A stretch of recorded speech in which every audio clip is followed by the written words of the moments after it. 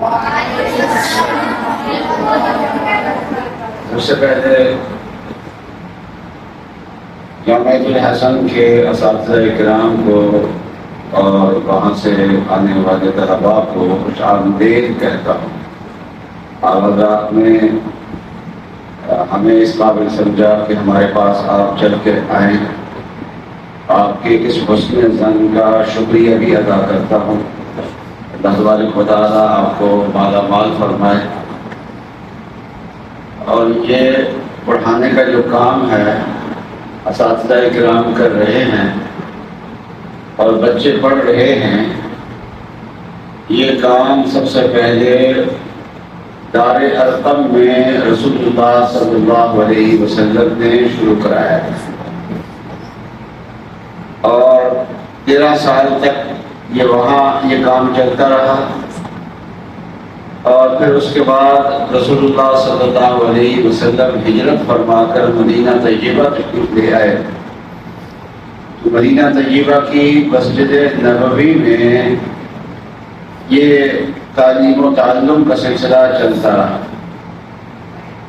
نبی اکرم صلی اللہ علیہ وسلم کے قرآن پاک نے کئی مقامات پہ 4 بنیادی کام بیان فرمائے ہیں۔ ایک قرآن پاک پڑھانا، دوسرا قرآن پاک کا معنی سکھانا، اور تیسرا حکمت کی تعلیم دینا، اور چوتھا تزکیہ، یعنی زندگی کو گناہوں سے پاک کر کے اللہ کا دوست بنا دینا، اس کا نام تزکیہ ہوتا ہے۔ قرآن پاک نے یہ 4 باتیں بیان فرمائی ہیں، لیکن ان 4 باتوں میں سب سے پہلی بات یتلو علیہم آیاتہ ہی ہر جگہ کی۔ معلوم یہ ہوا کہ یہ بنیاد ہے، اور یہ اساتذہ کرام قاعدہ جو پڑھاتے ہیں یہ حروف کی شناخت کراتے ہیں، بتاتے ہیں کہ جس کے نیچے ایک نقطہ ہو وہ با ہوتی ہے، اور جس کے اوپر ایک نقطہ ہو وہ تا ہوتی ہے، اور جس کے اوپر 3 نقطے ہوں وہ سا ہوتی ہے، اور جس کو اس گول کر کے بنایا جائے اور درمیان میں نقطہ ڈال دیا جائے نیچے تو وہ جیم ہوتی ہے۔ تو یہ استاد حروف کی شناخت کراتے ہیں، الگ الگ حروف کی، پھر جوڑ جوڑ کے حروف کی، پھر زیر و زبروں کے ساتھ حروف کی، پھر زیر و زبروں کے ساتھ ملا کے جملوں کی شناخت کراتے ہیں۔ اس کا نتیجہ یہ ہوتا ہے کہ قرآن پڑھنے کے قابل ہو جاتا ہے۔ جو ان اساتذہ کے پاس پڑھ کے قرآن پڑھنے کے قابل ہو جاتا ہے، وہ صرف قرآن پڑھنے کے قابل نہیں، بلکہ آگے جب وہ عالم پڑھنے شروع ہوتا ہے اور درجہ اولا سے وہ پڑھنے شروع کرتا ہے اور دورہ حدیث تک وہ جاتا ہے اور پڑھتا ہے، اساتذہ کو دوبارہ حروف کی شناخت نہیں سکھانی پڑتی،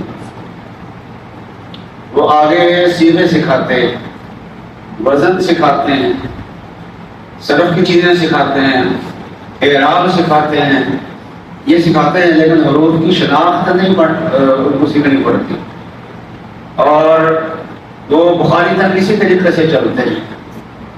اس لیے جب میں بخاری پڑھتا ہوں یا پڑھاتا ہوں، یہ طلباء کرام دورہ حدیث میں بیٹھ کے بخاری پڑھ اور پڑھا رہے ہوتے ہیں، تو اس بخاری کے پڑھنے میں ان اساتذہ کی محنت پہلے ہوتی ہے جن اساتذہ نے ان کو حروف سکھائے تھے۔ وہ حروف سکھائے ہوئے تو آج پڑھ رہے ہیں نا، اسی کی برکت آج چل رہی ہے۔ پڑھانے والا بھی وہی حروف کی وجہ سے آگے پڑھا رہا ہے جو اس نے سیکھے ہیں، اور یہ جو طلباء ہوتے ہیں یہ یہاں سے جو سیکھتے ہیں استادوں سے، یہ بڑے سے بڑے عالم بن جائیں، کتابوں کا مطالعہ کریں، اس سب میں استادوں کی محنت شامل ہے۔ بچوں آپ جو محنت کر رہے ہیں نا، یہ محنت جو ہے نا ساری زندگی کام آنی ہے۔ جہاں بھی آپ چلے جائیں گے اور جتنا بھی آپ پڑھیں گے، جتنا بھی آپ لکھیں گے، ہر جگہ آپ کو یہ محنت کام آئے گی انشاءاللہ۔ تو قرآن پاک کی تعلیم کے اپنے فضائل ہیں، وہ آپ بارہا سنتے رہتے ہیں. اور پھر یہ ہے کہ ادارہ منظم ہو تو طالب علم کو بنا دیتا ہے، سنوار دیتا ہے. اور اگر استاد یہاں لکھنا پڑھنا بھی ساتھ ساتھ سکھا دیں، کچھ نہ کچھ اسکول کی تعلیم بھی ساتھ ساتھ دے دیں، اگر تو نتیجہ یہ ہوتا ہے کہ طالب علم اگر کچھ نہیں پڑھا تھا، اسکول کی تعلیم کے بغیر مدرسے میں آ گیا تھا، جب فارغ ہوتا ہے تو پرائمری کی استعداد اس کے اندر ہوتی ہے. منظم ادارے کے اندر اگر پڑھا ہے اور فارغ ہونے کے بعد وہ چھٹی میں جا کے داخل ہوتا ہے. اگر وہ اسکول میں جاتا تو 7 سال لگتے، وہ پہلی جماعت سے بھی پہلے جماعتیں ہوتی ہیں کچھ، تو وہاں 7 سال لگتے. مدرسے میں آ گیا ہے تو قرآن پاک کی تعلیم میں شاید اس نے 4 سال لگائے ہوئے ہیں سارے کاموں میں. زیادہ تر طلبہ ایسے ہوتے ہیں جو 4 سال میں فارغ ہو جاتے ہیں، تو وہ 4 سال میں 7 سال کا کام کر کے اور 7 حفظ رہ کے آگے جاتا چلتا ہے. تو صرف یہ نہیں ہے کہ جتنا حفظ میں اس کو وقت لگا ہے وہ بچ گیا ہے، بلکہ اسکول میں جو وقت لگنا تھا وہ بھی بچ چکا ہوتا ہے اس کا.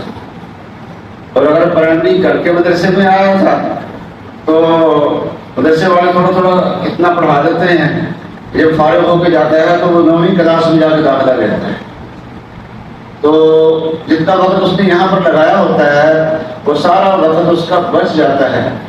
اور ویسے اللہ تعالیٰ آپ کو شوق عطا فرمائے، آپ عالم بنیں، اور اللہ تعالیٰ آپ کو قرآن پاک کے الفاظ سکھائے ہیں تو اللہ تعالیٰ قرآن کا معنی بھی سکھائیں.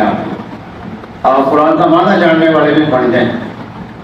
تو یہ اللہ تعالیٰ آپ کو توفیقات عطا فرمائیں، یہ میری دعائیں ہیں. لیکن اگر اسکول کی لائن میں چلے گئے، کالج کی لائن میں چلے گئے، ڈاکٹر بن گئے، انشاءاللہ وہاں جا کے اپنے ساتھیوں سے عمر میں زیادہ نہیں ہو گیا، ان کے ہم عمر ہو گیا. لیکن آپ کے پاس قرآن ہوگا، ان کے پاس قرآن نہیں ہوگا. تو اللہ تعالیٰ نے بہت بڑی دولت آپ کو عطا فرمائی ہے، اور پھر منظم ادارہ عطا فرمایا ہے، جو منظم ادارہ آپ کو پڑھا بھی رہا ہے، آپ کو پڑھائی بھی کر رہا ہے، آپ کو سنوار بھی رہا ہے. آپ کو اللہ تعالیٰ آپ کو بہت ترقیات عطا فرمائے. اساتذہ کرام عالم ہیں، مفتی ہیں، اور پھر آپ کو پڑھا رہے ہیں، تو بڑی آپ کو نعمت حاصل ہے کہ ایسے اساتذہ مل گئے ہیں، ایسا ادارہ مل گیا ہے، اور ادارے کے ایسے محترم مل گئے ہیں جو منظم طریقے سے کام کر رہے ہیں. اللہ تعالیٰ آپ کو بہت زیادہ نوازے، اور ہمیشہ شوق کے ساتھ پڑھو، ہمیشہ شوق کے ساتھ پڑھو. اللہ تعالیٰ آپ کو بہت شوق عطا فرمائے، اور ساتھ ساتھ آداب سیکھو، ماں باپ کا ادب سیکھو، استادوں کا ادب سیکھو، بات کرنے کا ادب سیکھو، بڑوں کا ادب سیکھو، چھوٹوں کے ساتھ معاملات کرنے کا طریقہ سیکھو. اللہ تعالیٰ آپ کو توفیق عطا فرمائے.